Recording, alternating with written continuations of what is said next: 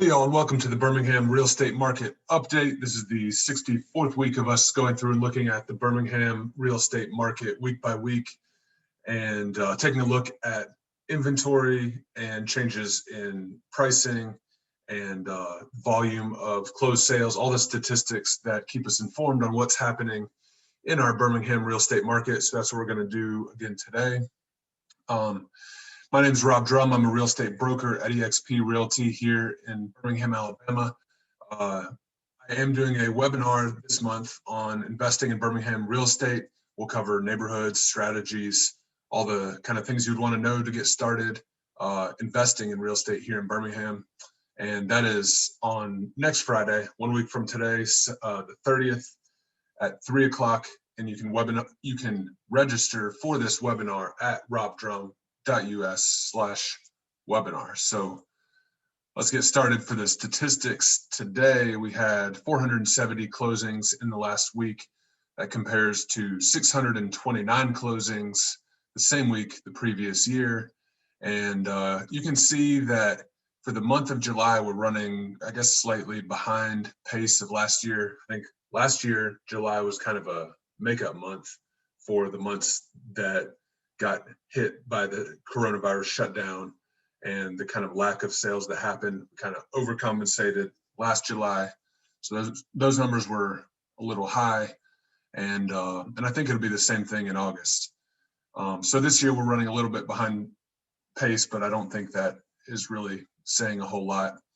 What I do think is really interesting to keep an eye on, and has been kind of the story of this coronavirus shutdown, the surprise story, I think, is that almost week by week through the shutdown and recovery, we were seeing a drop in the active listings available on MLS. When we started, I believe there were almost 4,000 listings available, and that was steadily dropping. Up until about 8 weeks ago, we kind of saw a turnaround and listing inventory started to build back up, and happened to do that continually through the month of July so far. And you can see again this week, we've got a jump of around 140 more listings available today versus last week, which is great if you are out there trying to find a home to buy.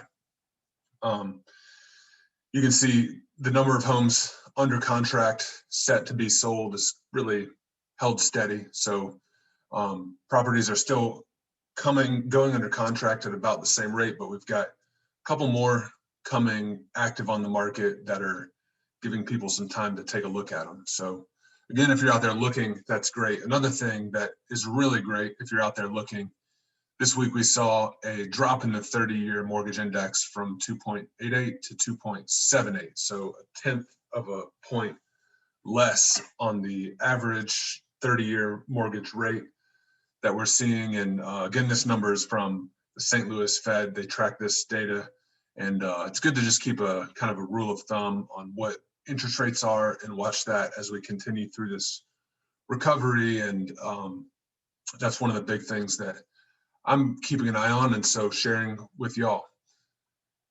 I mentioned this last week, and I wanted to mention it again this week, that the EIDL loan, that talking about the stimulus was really a big reason I started doing this show, is a big part of it, because I wanted to get the information out there to all my friends that are real estate agents, investors, business owners, entrepreneurs.